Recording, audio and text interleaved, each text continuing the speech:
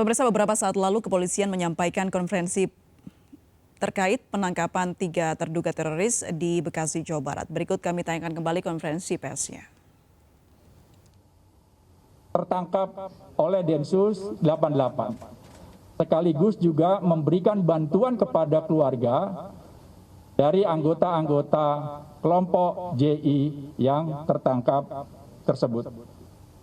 Hingga apa yang dilakukan pada Densus 88 tanggal 16 tersebut memiliki dasar yang kuat sehingga ketiga tersangka ini sekarang telah diamankan oleh Densus 88. Dan kedua, tidak ada kriminalisasi terhadap kelompok siapapun. Beberapa barang bukti yang telah diamankan itu dokumen-dokumen yang berkaitan dengan Badan Mal Abdurrahman bin Auf itu menjelaskan tentang keterlibatan yang bersangkutan, ditambah juga keterangan 28 saksi. Ini merupakan para tersangka yang telah tertangkap terdahulu, menerangkan kepada penyidik bahwa ketiga orang tersebut terlibat di dalam aktivitas pendanaan kelompok teroris JI ini. Bahwa tindakan Densus dalam hal ini adalah memprioritaskan keamanan dan ketertiban masyarakat, tidak berkaitan dengan institusi atau sebuah proses kriminalisasi. Sehingga keterlibatan individu di dalam jaringan teror JI ini yang menjadi bukti atau alat bukti yang digunakan oleh Densus 88. Sebagaimana kita ketahui bahwa kelompok JI adalah kelompok atau organisasi yang terlarang berdasarkan putusan pengadilan yang telah ditetapkan. Iya, pemirsa, meski Majelis Ulama Indonesia telah menyatakan mendukung kasus hukum terhadap anggota MUI yang menjadi terduga teroris, namun sejumlah pertanyaan muncul di benak warga. Mengapa paham terorisme bisa masuk ke dalam organisasi keagamaan? Untuk membahasnya kita sudah tersambung melalui sambungan Zoom dengan Pak Ridwan Habib, Direktur Indonesia Intelligence Institute. Selamat sore, Pak. Selamat sore. Baik, Pak Ridwan, meskipun ini masih dugaan begitu, apakah memang betul ini mulai merebak adanya paham radikal atau terorisme masuk ke dalam organisasi keagamaan? Ya, saya kira harus dibedakan ya antara tindak pidana perorangan dengan tindak pidana organisasi. Yang ditangkap itu adalah perorangan. Jadi sama sekali sebenarnya tadi sudah dijelaskan oleh Kiai Kholil, itu bukan tindakan organisasi. Jadi yang harus dihukum ya perorangannya itu. Problemnya sekarang adalah ini menjadi alarm tanda bahaya bahwa kelompok-kelompok seperti JI itu mempunyai kemampuan untuk melakukan penyamaran kamuflase undercover sehingga bisa masuk ke organisasi-organisasi penting. Jangan lupa salah satu tersangkanya inisial FO itu bahkan belum lama Juni 2020 itu masuk ke Istana Presiden dan berfoto dengan Bapak Presiden Jokowi. Nah, ini kan berarti memang kehebatan dari kelompok teroris JI ini melakukan kamuflase penampilan, kamuflase organisasi, yang kemudian secara tidak langsung ini menjadi evaluasi besar, terutama bagi teman-teman yang bergerak di counter terorisme di BNPT maupun di lembaga yang lain. Oke, kalau tadi disebutkan ini bukan organisasi yang mengatasnamakan, tapi pribadi atau individu.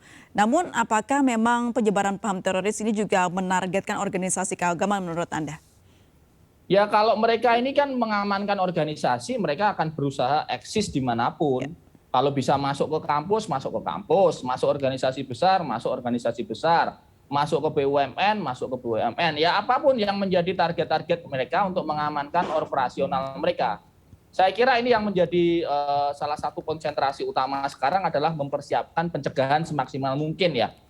Pencegahan supaya jangan lagi ada penyusupan seperti ini di institusi yang penting seperti MUI gitu. Jadi saya kira bapak-bapak para ulama yang di MUI ini harus berterima kasih kepada Densus 88 karena telah justru membantu membersihkan dalam tanda petik MUI dari oknum-oknum yang tersangkut tindak pidana terorisme.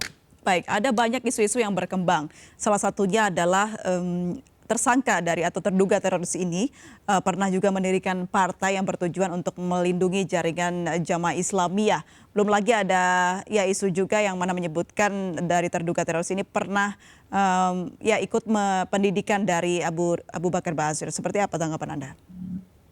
Ya, saya kira itu kan strategi ya, kamuflase. Karena itu kan juga baru-baru saja itu pembuatan partainya itu setelah pembongkaran kelompok JI di Lampung. Okay. Ya mereka ini kan dinamis, mereka ini mengakalin situasi sehingga kemudian wah kira-kira supaya aman bikin partai lah. Tapi kan itu juga belum resmi ya, itu baru nama saja, belum ada SK Kemenkumham dan sebagainya. Jadi saya kira itu bagian dari strategi mereka, gitu ya. Kalau kita lihat eksistensi dari jaringan teroris ini, mendengar nama Jamaah Islamiyah bukan jaringan yang sering kita dengar ya. Beberapa kali ini adalah ISIS atau JAD yang muncul. Seperti apa sih jaringan ini bekerja? Justru ini lebih lama, ini ada sejak tahun 1993. Satu gerakan yang sudah ada sejak lama sekali, bahkan sejak sebelum Soeharto jatuh. Jadi ini secara eksistensi jauh lebih lama dari yang ISIS yang ada sekarang ini. ISIS kan baru ada tahun 2014. Mereka ini jauh lebih lama, mempunyai kemampuan untuk bertahan hidup, kemampuan organisasi, kemampuan pendanaan, dan saya kira ya kita salutlah dengan melakukan aksi teror ya maksud saya. Teror mereka sebelumnya kan banyak sekali, bom Bali 1, 2002, bom sudah Bali cukup 2, lama ya Mas ya? 2005, 2009, 2004, bom kedutaan Australia. Setelah pembongkaran itu, mereka kemudian menerapkan strategi bertahan ya, tiarap. Karena Al-Qaeda sentral setelah tahun 2001 meledakkan WTC, Al-Qaeda juga tiarap di Afghanistan. Mereka ini kan kiblatnya ke sana. Jadi pimpinannya bilang apa, mereka ngikut. Baik, lalu setahu Anda atau sepengetahuan Anda begitu, apa yang ditargetkan oleh Jamaah Islamiyah ini? Dan apa perbedaannya dengan jaringan teroris lainnya? Ya, JI ini afiliasi ke Al-Qaeda. Tentu yang utama adalah penegakan hukum syariah di Indonesia ya. Penegakan hukum syariah itu disyaratkan dengan cara misalnya mengubah hukum-hukum dan dasar negara. Ya, saya kira itu yang ditujukan oleh Al-Qaeda ini. Baik, jika melihat adanya kedugaan begitu tokoh-tokoh agama yang mulai mengarah ke jaringan teroris, apa yang harus dilakukan, apalagi untuk organisasi sebesar MUI? Ya, saya kira ini evaluasi ya dari MUI harus segera dilakukan supaya tidak terjadi kejadian yang sama. Saya kira gitu aja ya, MNC ya. Terima kasih ya, saya kebetulan ada rapat nih setelah ini. Baik, terima kasih sudah bergabung dan berbincang bersama kami. Intinya ini juga harus diwaspadai untuk kita ya, adanya jaringan teroris yang beredar. Terima kasih, selamat sore, Assalamualaikum. Pemirsa, kita akan kembali usai jeda berikut, tetaplah bersama kami di MNC News.